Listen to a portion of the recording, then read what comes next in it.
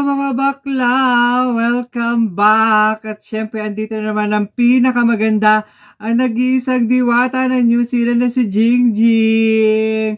At syempre, ang video ito, pag-usapan natin yung mga maraming pagbabago dito sa New Zealand. O, diba mga kabaklaan, ang daming pagbabago talaga dito sa New Zealand. Mga bakla, kasama dito sa mga pagbabago, pag nag-apply kayo, hindi nyo na kailangan kumuha o mag-exam ng IELTS. So, kahit hindi naman kayo fluent sa English, pwede pa rin kayo makapagtrabaho dito sa New Zealand. So, lalo na by next year. So, ano-ano nga ba yung mga pagbabago? So, ito na! So, ito na nga yun, mga bakla, ang AEWB changes. So, ano nga ba yung AEWB? So, ito yung Accredited Employer Working Visa. So, kagaya ko, holder ako ng AEWB. So, nung panahon na nag-a-apply ako at binigyan ako ng visa, binigyan ako ng 2 years para makapagtrabaho dito sa New Zealand. So, ito na yung changes. So, sa mga bagong darating, bibigyan kayo ni Immigration New Zealand ng 3 years visa para makapagtrabaho dito sa New Zealand. And after ng 3 years, matapos yung 3 years na yan, bibigyan pa kayo ni employer at saka ni Immigration New Zealand ng additional 2 years para makapag-stay pa at makapagtrabaho dito sa New Zealand. O, diba? So, ano nga ba ang dapat gawin para makapag-stay ka pa dito sa New Zealand after ng 5 years mo? Kasi, after 5 years niya, kailangan mo nang lumabas ng bansa or lumabas dito sa New Zealand. And after 1 year na makalabas ka dito sa New Zealand, pwede ka na ulit makapagtrabaho dito sa New Zealand. So, ano nga ba ang dapat gawin? So, ito ang next! So, ito na nga yun, mga bakla. Ito yung pathway of residency. So, ang kailangan nyo lang talagang gawin is yung makapaghanap kayo ng trabaho dito na may pathway ng residency. So, ito yung mga nasa green list siya. So, ano nga ba yung mga nasa green list? So, kagaya ng mga nasa medical, driver, tapos yung mga builders. So, yan, example lang yun ha. Ayun talaga yung mga nasa green list na pathway of residency para makapag-stay pa kayo dito. So, halimbawa, ako, kagaya ko, ako ay, nagkatrabaho ako sa hospitality and tourism. So, hindi siya kasali sa green list.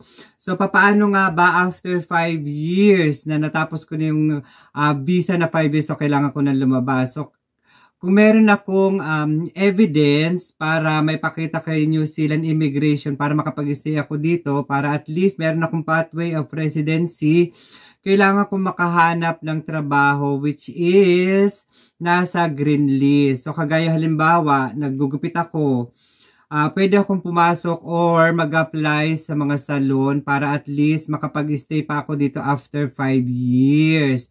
And then, pathway na rin yon para sa residency. So, ganon mga bakla, alam nyo na. So, mga bakla, ito yung must have an offer of full-time. So, ito na nga mga bakla, no?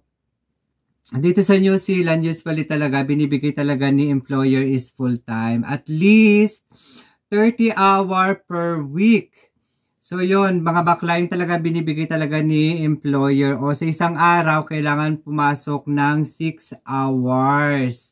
So, yun talaga yung binibigay talaga ni employer. Kailangan talaga, bago kayo mag-apply, check nyo talaga na nakalagay doon sa ina-applyan nyo is full-time. At least 30 hours per week. So, yun talaga yung usually na ibinibigay talaga dito ni employer. Tsaka ni Immigration New Zealand.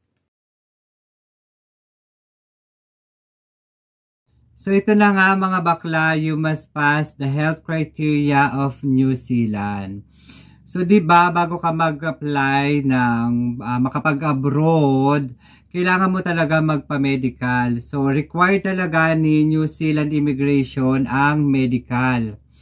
So, during that time, nung nag-a-apply talaga ako, kailangan talaga magpa-medical, no?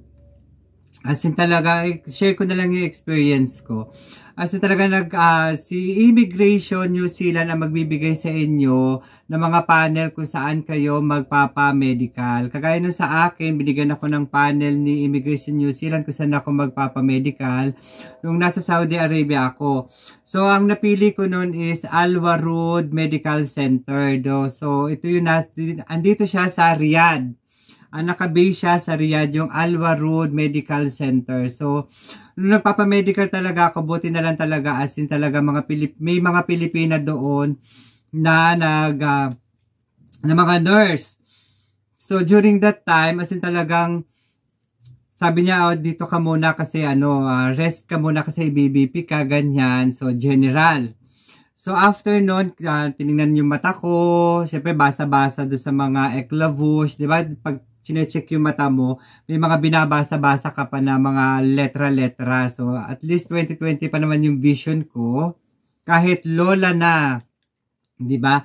And then, pinahiga ako. Tapos, yun nga, yung chinek yung heartbeat ko. And then, yung butas ng tenga, tinignan din. Pero hindi naman ako kagaya nung nasa Pilipinas na kailangan pa maghubo, titingnan yung butas ng puwet, hindi na, wala na. So, after noon, sabi niya, sige, x-ray ka na. So, after noon, in-x-ray na ako. And then, kinuhanan ako ng dugo. Kasi talaga, as in talaga, titingnan talaga, pinaka number 1 na talagang ayaw na ayaw or hindi ka talaga makakapasa if meron kang tuberculosis or HIV.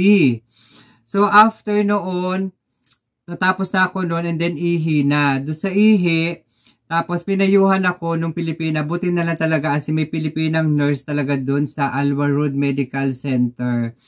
So sabi niya sa akin, kuya, ihi ka muna tapos inom ka ng maraming tubig. So during the time kasi talagang fasting talaga ako noon, walang kain, walang inom ng tubig. So sabi ni ate na nurse, kuya, inom ka muna ng tubig. Mga 3 ihi bago ka pa kumuha nung ipapatest mong ihi. So sabi niya, inom ka na maraming tubig. Buti na lang mabait talaga siya kasi si New Zealand Healthcare, talaga asin talagang maselan talaga sila sa ihi, sabi nung nurse na nandoon sa Al Warood Medical Center. So ang ginawa ko talaga is, uminom ako ng maraming tubig and then umihi ako. And then, inom uli ako ng maraming tubig, tapos ihi ulit. Tapos, yung pangatlong ihi ko na, doon ko na kinuha yung ipapatest kong ihi. So, buti na lang talaga, as talaga mababait talaga yung mga nurse na Pilipina doon sa Al Warood Medical Center. Hello po sa inyong lahat. Sana mapanood nyo to. Yan, mga bakla.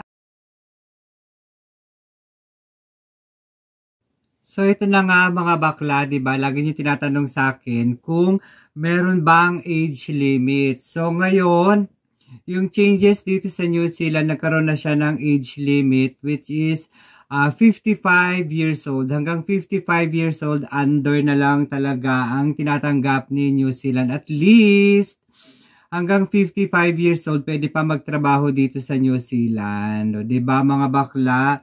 As in talagang kahit na 50 years old ka pa or 53, pwede ka pa rin magtrabaho dito sa New Zealand or mag-apply dito sa New Zealand. As in talagang before, as in talagang no age limit talaga si New Zealand. Pero ngayon, may mga changes talaga dito sa New Zealand. So, nag-declare na talaga sila na until 55 years old na lang talaga tinatanggap nila. So, ito na nga mga bakla, yung minimum wage. So, before, a minimum wage dito sa New Zealand is 29.66. So, nag-ano sila noon dati, last February 2023, as in talagang 29.66 yung minimum wage dito sa New Zealand. So, sa darating na February 2024, di ba, napaka-good news talaga nito sa mga mag-a-apply at makakarating at makakapagtrabaho dito sa New Zealand next year. So ito na ang bagong minimum wage at ilalabas ito sa February 2024. Ito ay 31.61 New Zealand dollar. O diba, laki, sarap magtrabaho.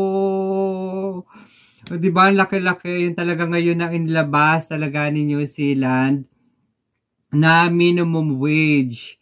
Ito yung 31.61. Nakakaloka. Ang sarap isipin, 31.61 New Zealand dollar.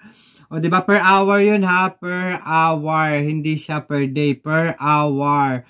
So, let's say, makapagtrabaho ka ng 6 hours. So, ilang 31.61 yung 6 hours na yan. Diba? Laki-laki na. So, yan mga bakla. Kung nagustuhan nyo ang video ito, please don't forget to subscribe and hit the bell button notification para updated kayo sa aking mga susunod na mga videos. At syempre, lagi ko pong sinasabi, MYMP, make your mama proud. Syempre, ito po si Jingjing, ang nag-iisang diwata ng New Zealand na pinakamaganda. Thank you for watching and I love you all.